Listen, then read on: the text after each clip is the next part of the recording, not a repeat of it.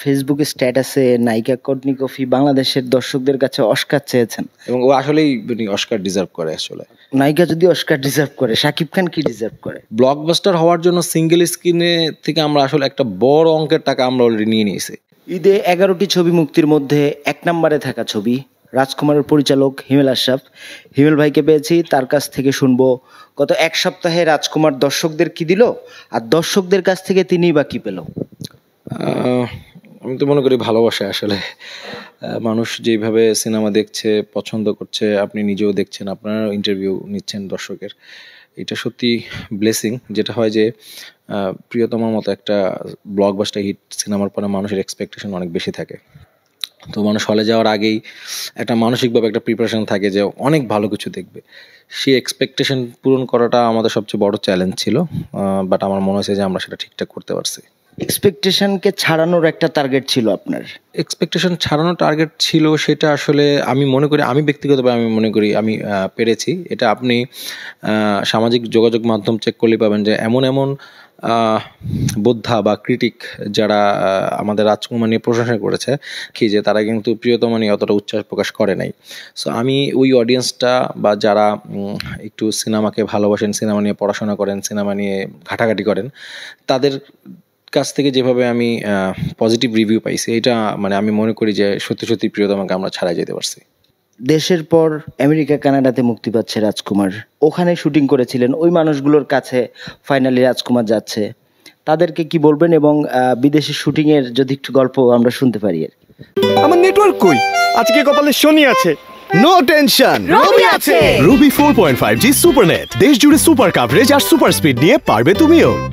আসলে আমেরিকা তো আসলে আমার নিজের বাড়ি, মানে আমি ওইখানে থাকি যেহেতু। সো আমেরিকায় শুটিংয়ের আসলে আমরা 18 দিন শুটিং করেছিলাম, প্রায় 22 থেকে 23 দিন ওখানে ছিলাম। প্রচণ্ড ঠান্ডা ছিল, কিন্তু ওইখানের বাঙালিদের আমরা এত বেশি সহযোগিতা পেয়েছি যে আসলে আমরা শুটিংটা করতে পেরেছিলাম। ধরেন ওইখানে অভিনয়ের জায়গা থেকে হোক, প্রোডাকশনের জায়গা থেকে হোক, বিভিন্ন লোকেশনের জায়গা থেকে হোক, সবাই খুব হেল্পফুল ছিল। এবং আপনি যদি একটু খোঁজ নেন, আপনি জানবেন যে এর আগে হাওয়া বলেন, প্রিয়তমা বলেন, মানে প্রত্যেকটা সিনেমা কিন্তু আমেরিকা থেকে একটা বড় টাকা আসে। বাংলাদেশের বাইরে সবচেয়ে বেশি যেই টাকাটা আসে আমাদের বাংলা সিনেমা ইন্ডাস্ট্রিতে, সেটা হচ্ছে আপনার নর্থ আমেরিকা থেকে। সো এই সিনেমাটা যেহেতু আমরা ওই জায়গায় শুটিং করেছি, এবং এই সিনেমার সাথে আসলে অনেক আমেরিকান বাংলাদেশিরা আসলে জড়িত নানানভাবে। সো আমার সত্যি অনেক বেশি প্রত্যাশা যে তারা হলে যাবেন, তারা দেখবেন, তারা সিনেমাটা উপভোগ করবেন, এবং প্রিয়তমা বা হাওয়াকে তারা যেভাবে গ্রহণ করেছেন তার চেয়ে বেশি গ্রহণ করবেন। গতকাল একটা ফেসবুকে স্ট্যাটাসে নায়িকা কটনি কফি বাংলাদেশের দর্শকদের কাছে অস্কার চেয়েছেন, আসলে কি বিষয়? না মানে ও হয়তো ফান করছেন, কিন্তু অনেক ওর অভিনয় নিয়ে মিশ্র প্রতিক্রিয়া আসতেছে। আমি ব্যক্তিগতভাবে খুবই খুশি আসলে ওর অভিনয় নিয়ে, কারণ আসলে যেই জায়গাটাতে কারো জায়গায় ভালো লাগছে না, সেটা হচ্ছে আমার কাছে মনে হয়েছে যে এক্সপ্রেশনের জায়গা থেকে। ধরেন আমি যেভাবে আমরা আমাদের ভালোবাসা, আমাদের দুঃখ কষ্ট আমরা এক্সপ্রেস করি, একটা আমেরিকান বর্ন মেয়ে কিন্তু ওইভাবে করে না। যদিও আমরা গল্পে বলছি সে বাংলাদেশি, তার বাবা বাংলাদেশি, বাট বাংলাদেশ হইলেও তো সে ওইখানেই ব্রড আপ অ্যাকচুয়ালি। সো ওই জায়গার মতো করেই তো আসলে সে বড় হয়েছে, বা ওনার অভিব্যক্তি প্রকাশ করার কথা। সো ওই জায়গা থেকে আমি এই যতটুকু ধরেন 4-5 বছরে আমেরিকানদের দেখেছি, চিনেছি, সেই জায়গা থেকে ও 100% ছিল, এবং ও আসলেই অস্কার ডিজার্ভ করে। আসলে নায়িকা যদি অস্কার ডিজার্ভ করে, শাকিব খান কি ডিজার্ভ করে? শাকিব খান তো আসলে শাকিব খানের ভালোবাসার যে অস্কার, সেটা তো আসলে উনি আজকে 24 বছর যাবৎ পেয়ে আসতেছেন। ওনার আসলে কোনো তুলনা হয় না। একটা মানুষ যেভাবে সিনেমাটাকে আগলে রেখেছেন বছরের পর বছর, এটা আমার কাছে সামটাইমস অবিশ্বাস্য লাগে। এবং ওনার যে অভিনয় এই রাজকুমারে, এবং দেখেন নানান মানুষ নানান মত প্রকাশ করছে রাজকুমার নিয়ে, কিন্তু একটা জায়গায় কিন্তু সবাই এক যে শাকিব খান বেস্ট। শাকিব খান কেন বেস্ট, শাকিব খান কেন সুপারস্টার মেগাস্টার, সেটা কিন্তু উনি আবার এখানে প্রমাণ করছেন। সো ওনার আসলে অস্কার লাগে না, ওনার আসলে কোনো অ্যাওয়ার্ড লাগে না, মানুষের ভালোবাসা আসলে ওনার জন্য সবচেয়ে বড় অস্কার আমার মনে হয়। ভাই, রিসেন্ট ফেসবুকে দেখলাম আপনি বিদায় নিচ্ছেন, নাকি অবসরে যাচ্ছেন, না আসলে নতুন করে কাজের প্রস্তুতি নিচ্ছেন, কি করছেন ক্লিয়ার করে বলবেন? জিনিসটা বিদায় নেওয়া না, বিষয়টা ওইরকম না। বিষয়টা কি হয় যে স্বাভাবিকভাবে প্রশ্ন করে, ভাই কি হয়েছে, প্রিয়তমা করছি, তার ঠিক 10 মাসের মাথায় আরেকটা সিনেমা নিয়ে আসছে। সো মানুষের মাথায় মনে এরকম আসে যে মনে হয় এরকম 6 মাস 10 মাস পর পরেই মনে একটা সিনেমা নিয়ে আসবে, কিন্তু আসলে তো প্রিয়তমাটা 2016-17 সালের প্রজেক্ট, রাজকুমার 2019-20 সালের প্রজেক্ট।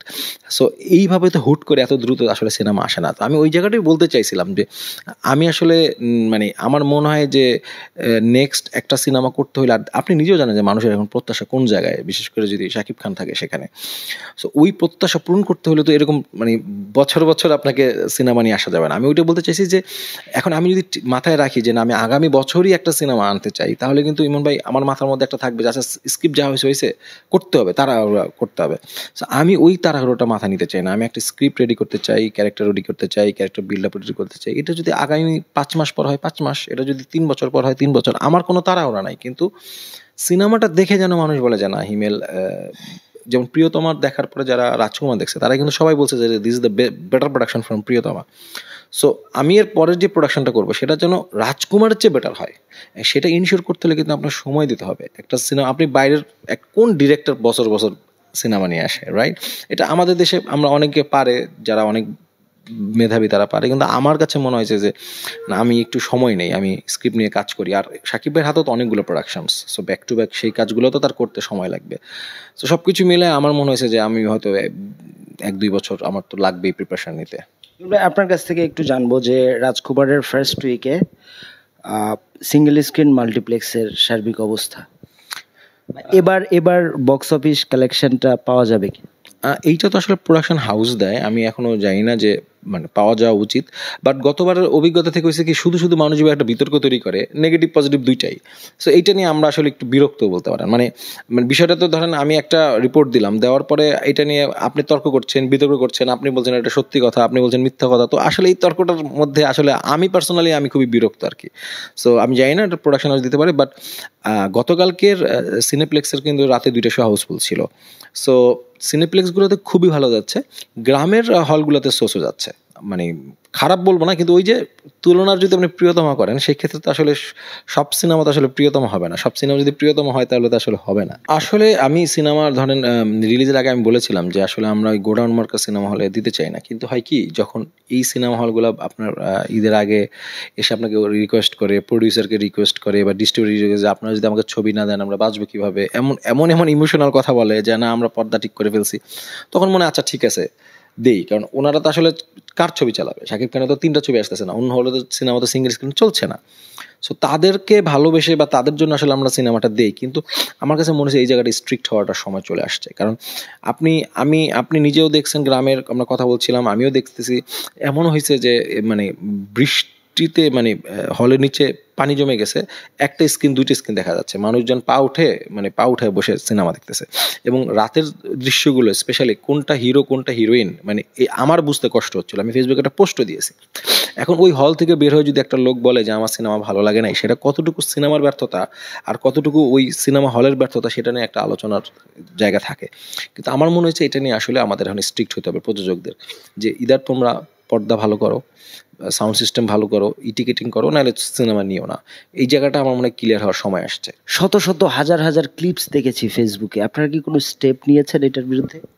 যেটা হয় যখন আমরা মোবাইল দিয়ে ভিডিও করি, এটা কিন্তু নানান অ্যাঙ্গেল থেকে ভিডিও হয়, রাইট? কেউ নিচ থেকে কেউ উপর থেকে। সো এইটা অটোমেটিকলি এটা আসলে ডিলেট হয় না, এটা আসলে ম্যানুয়ালি ডিলেট করতে হয়।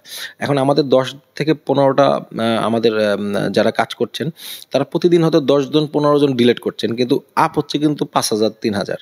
সো প্রচুর আপ হচ্ছে। আমরা যেটা করছি, আমি গতকালকে সিআইডি অফিসে গিয়েছিলাম, আমি গতকালকে আমাদের ঢাকা মেট্রোপলিটন অফিসে গিয়েছিলাম, আমাদের ডিএমপি কমিশনার স্যারের সাথে কথা বলেছি ব্যক্তিগতভাবে। আমরা গুলশান থানায় জিডি করেছি, ওই অনুযায়ী 3 থেকে 4 জনকে খোঁজা হচ্ছে, তাদেরকে হয়তো অ্যারেস্ট করা হবে। তো আমি আসলে কাউকে অ্যারেস্ট করুক, কাউকে শাস্তি দিক, সেটা আসলে আমার বিষয় না। আমার কথা হচ্ছে যে আপনি কেন আমার ক্লাইম্যাক্স সিনগুলো আপনি দিয়ে দিবেন। তো এর মধ্যে আমার কয়েকজনের সাথে কথা হয়েছে, আমি বললাম যে ভাই আপনি কেন ভিডিও দিয়েছেন, বলছে আমি আপনার সিনেমার প্রচার করছি। আমি এক কাজ কেন পুরো সিনেমাটা দিয়ে দেন, ভালো প্রচারণা হইলো। তো মানুষ আসলে বুঝতেছে না, বুঝতে পারছে না, ভালোবাসেই দিচ্ছে, কিন্তু এটা তো আমার সিনেমার ক্ষতি। তো আমি এই জন্য মায়া লাগে কারো পিছনে আমরা মানে হার্ড অ্যাকশনে যাইতে, বাট এর ছাড়া আসলে আমার এখন আমরা কোনো উপায় দেখছি না। সো আমি সবার কাছে রিকোয়েস্ট করবো যে আপনারা হলে দেখছেন, সিনেমা দেখছেন, সেটা আপনার ফেসবুকে ছবি দেন, একটা স্টিল দেন, কিন্তু এই সিনেমার শেষ দৃশ্য বা ক্লাইম্যাক্স সিন যদি আপনারা আপ করে দেন, সেক্ষেত্রে আসলে আপনাদের সাথে আমাদের আইনানুগ ব্যবস্থা যাওয়া ছাড়া কোনো উপায় দেখছি না। তো আমার কাছে মনে হয়েছে যে সিনেমা অনেক হওয়ার চেয়ে সিনেমাটা এমন হওয়া জরুরি যে সিনেমাটা আপনার মনে একটা দাগ কাটবে, এই সিনেমাটা আপনাকে ভাবাবে, কাঁদাবে। এবং যেই সিনেমা, যেমন আমি ধরেন 2টা সিনেমা অনেক ইমোশনাল, আমার 3টা সিনেমা আসলে ইমোশনাল জায়গা থেকে ছিল। সো এই সিনেমাটা এবার ইমোশনালের সাথে আমি একটু বড় ধরনের অ্যাকশনটাকে যোগ করতে চাই। সো সব কিছু মিলায় আমার কাছে মনে হয়েছে যে সাকিব ভাই বা আদনান ভাই ওনারা ভালো জানেন যে আমি আসলে ভবিষ্যতে কি করব। বাট আমি ব্যক্তিগতভাবে আমি একটু সময় চাই, এবং দর্শকদের বলবো যে আপনারা ভালো সিনেমার সাথে ছিলেন, এখনও আছেন, ভবিষ্যতে আরও ভালো ভালো সিনেমা আসতেছে, তুফান আসতেছে, দরদ আসতেছে। আমি বিশ্বাস করি যে মানুষ হলে গিয়ে এই সিনেমাগুলো দেখবে, উপভোগ করবে, এবং আমাদের সিনেমাকে আসলে আমরা অনেক দূরে এগিয়ে নিয়ে যাব। রাজকুমার যেভাবে আগাচ্ছে, চলছে, সুপারহিট ব্লকবাস্টার হতে কত বাকি বা কিভাবে সম্ভব? না, আমরা টেবিল মানিতে সিঙ্গেল স্ক্রিনে কিন্তু একটা বড় টাকা আপনারা নিজেরা নিউজ করছেন, আপনি নিজে হল মালিকদের সাথে কথা বলছেন। সো ব্লকবাস্টার হওয়ার জন্য সিঙ্গেল স্ক্রিনে থেকে আমরা আসলে একটা বড় অঙ্কের টাকা আমরা অলরেডি নিয়ে নিয়েছি। এখন রাজকুমার আপনার সিনেপ্লেক্সের সর্বোচ্চ হাইয়েস্ট, আমরা সিনেপ্লেক্সে সর্বোচ্চ শো নিচ্ছে, আমি যতটুকু জানি আরও বাড়বে। ইভেন আমি মজার বিষয় বলবো যে বাইরে আমরা প্রিয়তমা যেই টাকা দিয়েছিলাম, ধরেন সুইডেন, ইটালি, 3 গুণ টাকা দিয়ে এবার আমি কিন্তু বাইরেও দিচ্ছি।